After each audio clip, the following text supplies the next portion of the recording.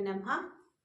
श्रीमद् वाल्मीकि रामायण महात्म्य की प्रथम कक्षा में सबका स्वागत है।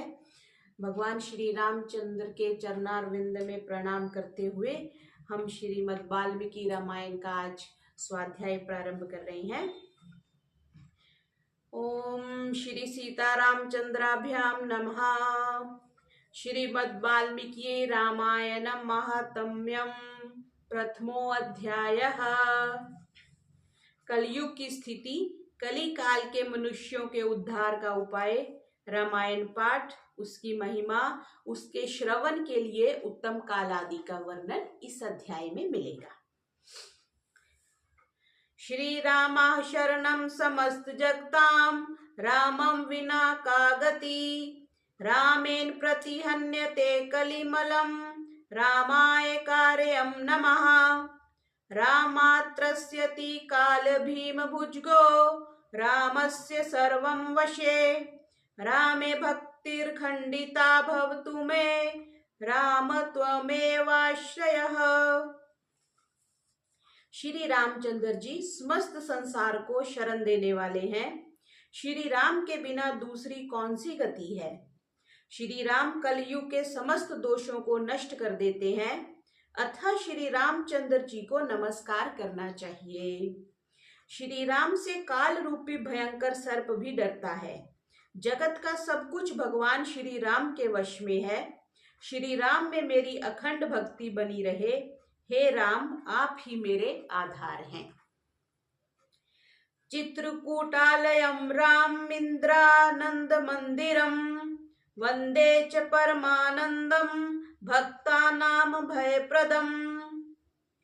चित्रकूट में निवास करने वाले भगवती लक्ष्मी, सीता के आनंद निकेतन और भक्तों को अभय देने वाले परमानंद स्वरूप भगवान श्री रामचंद्र जी को मैं नमस्कार करता हूँ। ब्रह्म विष्णु महेशाद्या यस्यांशा लोक साधकः, नमामि देवं चिद्रूपं, विशुद्धं परमं भजे। संपूर्ण जगत के अभीष्ट मनोरथों को सिद्ध करने वाले अथवा सृष्टि, पालन एवं संहार के द्वारा जगत की व्यवहारिक सत्ता को सिद्ध करने वाले ब्रह्मा, विष्णु और महेश आदि देवता जिनके अभिन्न अंश मात्र हैं, उन परम विशुद्ध सच्चिदानंदमय परमात्म देव श्री रामचंद्र जी को मैं नमस्कार करता हूँ तथा उन्हीं के भजन चिंतन में मन लगाता हूँ। ऋषियुचुः भगवन् सर्वम् आख्यातं यत्पृष्टं विदुषा त्वया, संसार पाशबद्धानां दुःखानि सुबहूनि च। ऋषियों ने कहा, भगवान आप विद्वान हैं, ज्ञानी हैं। हमने जो कुछ पूछा था वह सब आपने हमें भली भांति बताया है। संसार बंधन में बंधे हुए जीवों के दुख बहुत हैं। एतत् संसार पाशस्य छेदकः कतमः स्मृतः, कलौ वेदोक्त मार्गाश्च नश्यन्तीति त्वयोदितः। इस संसार बंधन का उच्छेद करने वाला कौन है। आपने कहा है कि कलयुग में वेदोक्त मार्ग नष्ट हो जाएंगे। अधर्म निरतानां च यातनाश्च प्रकीर्तितः, घोरे कलियुगे प्राप्ते वेद मार्ग बहिष्कृते, पाखंडत्वं प्रसिद्धं वै सर्वैश्च परिकीर्तितम्। अधर्म परायण पुरुषों को प्राप्त होने वाली यातनाओं का भी आपने वर्णन किया है। घोर कलयुग आने पर जब वेदोक्त मार्ग लुप्त हो जाएंगे, उस समय पाखंड फैल जाएगा। यह बात प्रसिद्ध है, प्राय सभी लोगों ने ऐसी बात कही है। कामार्ता हरसुदेहाश्च लुब्धा अन्योन्य तत्परः, कलौ सर्वे भविष्यन्ति स्वल्पायु बहुपुत्रकः। कलयुग के सभी लोग काम वेदना से पीड़ित, नाटे शरीर के और लोभी होंगे तथा धर्म और ईश्वर का आश्रय छोड़कर आपस में एक दूसरे पर ही निर्भर रहने वाले होंगे। पराये सब लोग थोड़ी आयु और अधिक संतान वाले होंगे। स्त्रियः स्वपोषण परा वेश्याचरण तत्परः पतिवाक्यं मनादृत्य सदान्य गृह तत्परः दुश्शीलेषु करिष्यन्ति पुरुषेषु सदा स्पृहाम्। उस युग की स्त्रियां अपने ही शरीर के पोषण में तत्पर और वेश्याओं के समान आचरण में प्रवृत्त होंगी। वे अपने पति की आज्ञा का अनादर करके सदा दूसरों के घर जाया आया करेंगी। दुराचारी पुरुषों से मिलने की सदैव अभिलाषा करेंगी। असद्वार्ता भविष्यन्ति पुरुषेषु कुलांगनः परुषानृत भाषिण्यो देह संस्कार वर्जितः। उत्तम कुल की स्त्रियां भी पर पुरुषों के निकट ओछी बातें करने वाली होंगी, कठोर और असत्य बोलेंगी तथा शरीर को शुद्ध और सुसंस्कृत बनाए रखने के सद्गुणों से वंचित होंगी।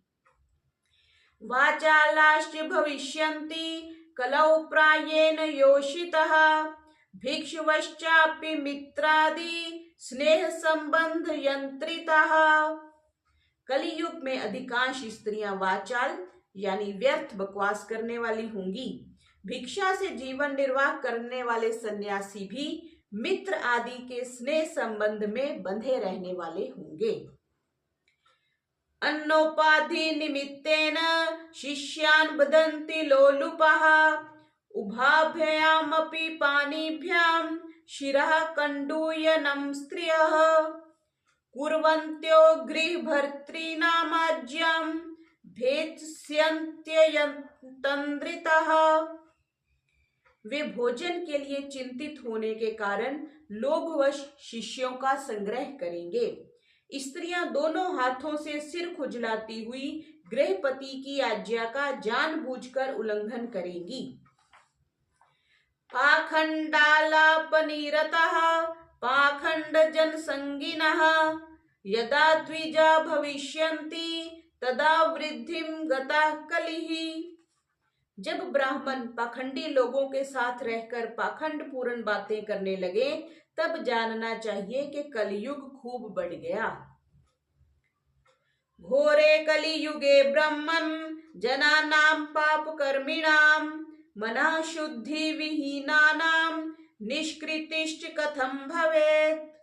ब्राह्मण, इस प्रकार घोर कलयुग आने पर सदा पाप परायण रहने के कारण जिनका अंतःकरण शुद्ध नहीं हो सकेगा उन लोगों की मुक्ति कैसे होगी। यथा तुष्यति देवेशो देवदेवो जगद्गुरुः ततो वदस्व सर्वज्ञ सूत धर्मभृतांवर। धर्मात्माओं में श्रेष्ठ सर्वज्ञ सूत जी देवादि देव देवेश्वर जगत गुरु भगवान श्री रामचंद्र जी जिस प्रकार संतुष्ट हो वह उपाय हमें बताइए। वद सूत मुनि श्रेष्ठ सर्वम एतद अशेषतः कस्य नो जायते तुष्टिः सूत तत्व वचनामृतात्। मुनि श्रेष्ठ सूत जी, इन सारी बातों पर आप पूर्ण रूप से प्रकाश डालिए। आपके वचनामृत का पान करने से किसको संतोष नहीं आता है। सूतुवाच शृणुध्वमृष्यः सर्वे यदिष्टं वो वदामहं गीतं सनत्कुमाराय नारदेन महात्मना रामायणं महाकाव्यं सर्ववेदेषु सम्मतं सर्वपाप प्रशमनं दुष्टग्रह निवारणम। सूत जी ने कहा, मुनिवरो, आप सब लोग सुनिए। आपको जो सुनना अभिष्ट है वह मैं बताता हूँ। महात्मा नारद जी ने सनत कुमार को जिस रामायण नामक महाकाव्य का गान सुनाया था वह समस्त पापों का नाश और दुष्ट ग्रहों की बाधा का निवारण करने वाला है। वह संपूर्ण वेदार्थों की सम्मति के अनुकूल है। दुस्वप्न नाशनम धन्यम भुक्ति मुक्ति फलप्रदम रामचंद्र कथोपेतम सर्व कल्याण सिद्धिदम। उससे समस्त दुस्वप्नों का नाश हो जाता है। वह धन्यवाद के योग्य तथा भोग और मोक्ष रूपी फल प्रदान करने वाला है। उसमें भगवान श्री रामचंद्र जी की लीला कथा का वर्णन है। वह काव्य अपने पाठक और श्रोताओं के लिए समस्त कल्याणमयी सिद्धियों को देने वाला है। धर्मार्थ काम मोक्षाणाम हेतुभूतम महाफलम अपूर्वम पुण्य फलदम श्रीनुध्वम सुसमाहितः। धर्म, अर्थ, काम और मोक्ष इन चारों पुरुषार्थों का साधक है, महान फल देने वाला है। यह अपूर्व काव्य पुण्यमय फल प्रदान करने की शक्ति रखता है। आप लोग एकाग्रचित्त होकर इसे श्रवण करें। महापातक युक्तो वा सर्वपातकैः श्रुत्वै तदार्शं दिव्यं हि काव्यं शुद्धिं वाप्नुयात्। रामायणेन वर्तन्ते सुतरां ये जगद्धिताः त एव कृत्याश्च सर्वशास्त्रार्थकोविदः। महान पातकों अथवा संपूर्ण उपपातकों से युक्त मनुष्य भी उस ऋषि प्रणीत दिव्य काव्य का श्रवण करने से शुद्धि अथवा सिद्धि को प्राप्त कर लेता है। संपूर्ण जगत के हित साधन में लगे रहने वाले जो मनुष्य सदा रामायण के अनुसार बर्ताव करते हैं, वे ही संपूर्ण शास्त्रों के मर्म को समझने वाले और कृतार्थ हैं। धर्मार्थ काम मोक्षाणाम साधनम च द्विजोत्तमः श्रोतव्यम च सदा भक्त्या रामायणम परामृतम।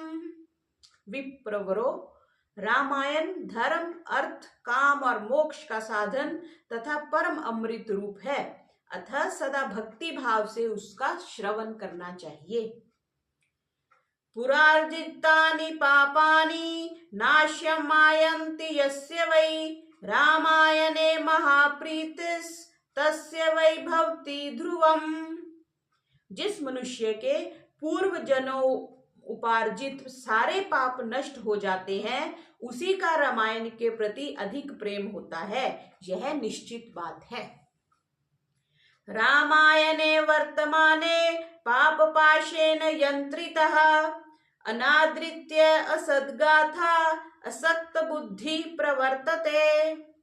जो पाप के बंधन में जकड़ा हुआ है, वह रामायण की कथा आरंभ होने पर उसकी अवहेलना करके दूसरी निम्न कोटि की बातों में फंस जाता है। उन असद गाथाओं में अपनी बुद्धि के आसक्त होने के कारण वह तदनुरूप ही बर्ताव करने लगता है। रामायणं नाम परं तु काव्यं सुपुण्यदं वै शृणुद्विजेन्द्रः यस्मिन् श्रुते जन्म जरादिनाशो भवत्यदोषः स नरोच्युतः स्यात्। इसलिए द्विविजेंद्रगण, आप लोग रामायण नामक परम पुण्यदायक उत्तम काव्य का श्रवण करें, जिसके सुनने से जन्म, जरा और मृत्यु के भय का नाश हो जाता है तथा श्रवण करने वाला मनुष्य पाप दोष से रहित हो अच्युत स्वरूप हो जाता है। वरम वरेण्यम वरदम तु काव्यम संतारयत्याशु च सर्वलोकम संकल्पितार्थ प्रमादि काव्यम श्रुत्वा च रामस्य पदम प्रयाति। रामायण काव्य अत्यंत उत्तम, वर्णीय और मनोवांछित वर देने वाला है। वह उसका पाठ और श्रवण करने वाले समस्त जगत को शीघ्र ही संसार सागर से पार कर देता है। उस आदि काव्य को सुन मनुष्य श्री रामचंद्र जी के परम पद को प्राप्त कर लेता है। ब्रह्मेश विष्णवाख्य शरीर भेदै विश्वं सृत्यति च पाति यश्च तमादिदेवं परमं वरेण्य माधाय चेतस्य युप्याति मुक्तिम्। जो ब्रह्मा, रुद्र और विष्णु नामक भिन्न भिन्न रूप धारण करके विश्व की सृष्टि, संहार और पालन करते हैं, उन आदि देव परम उत्कृष्ट परमात्मा श्री रामचंद्र जी को अपने हृदय मंदिर में स्थापित करके मनुष्य मोक्ष का भागी होता है।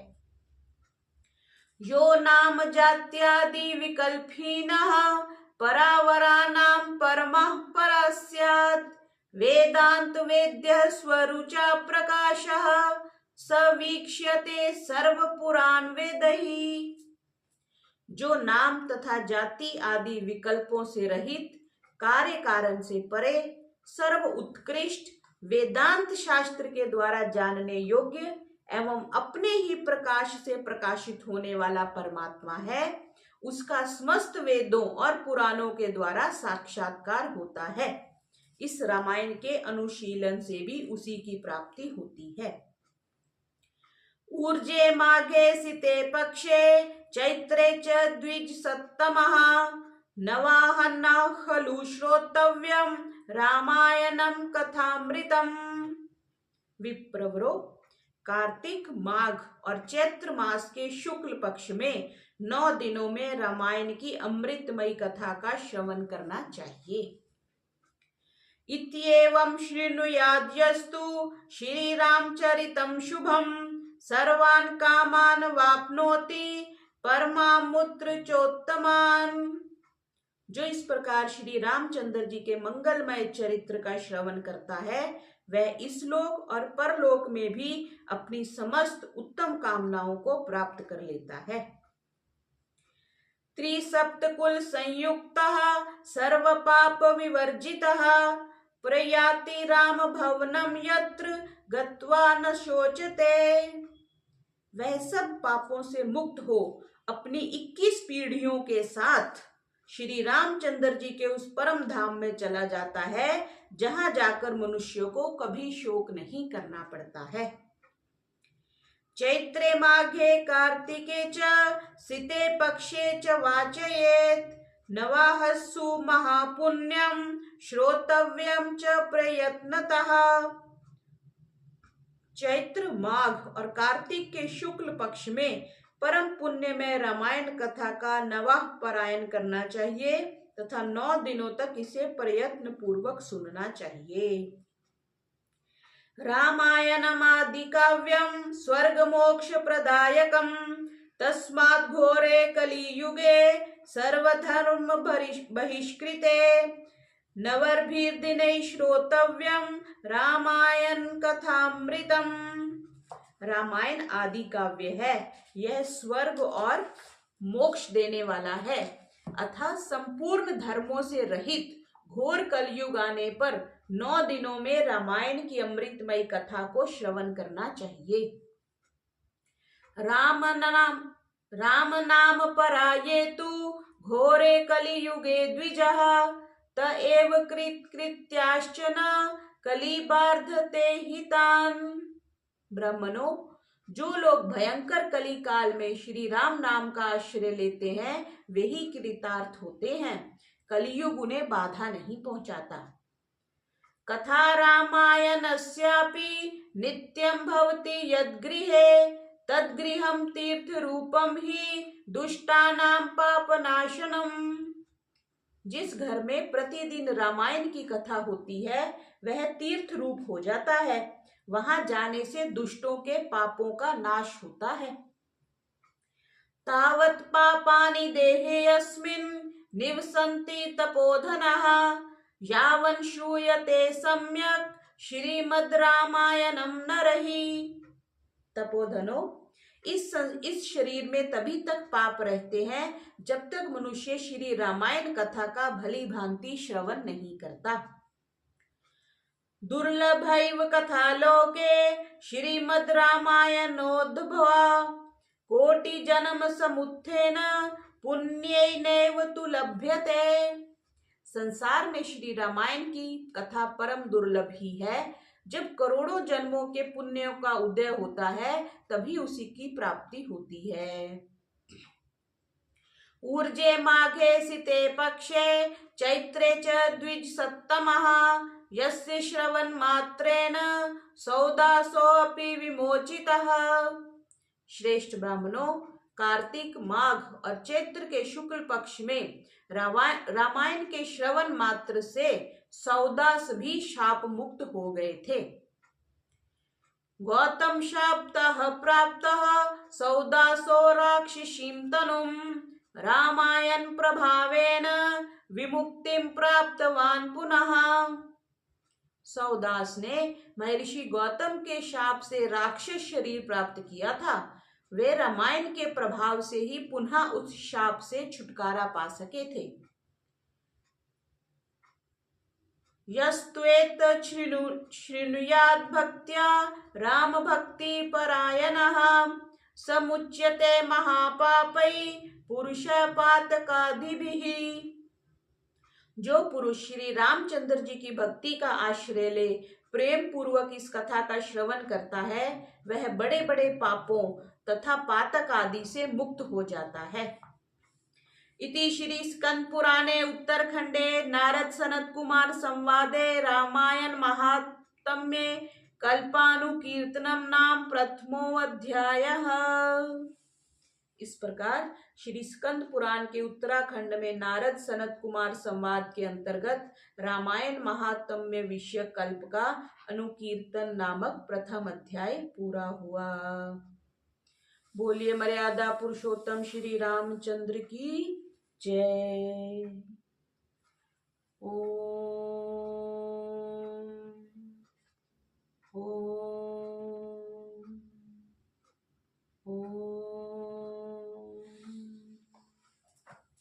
सर्वेभ्यो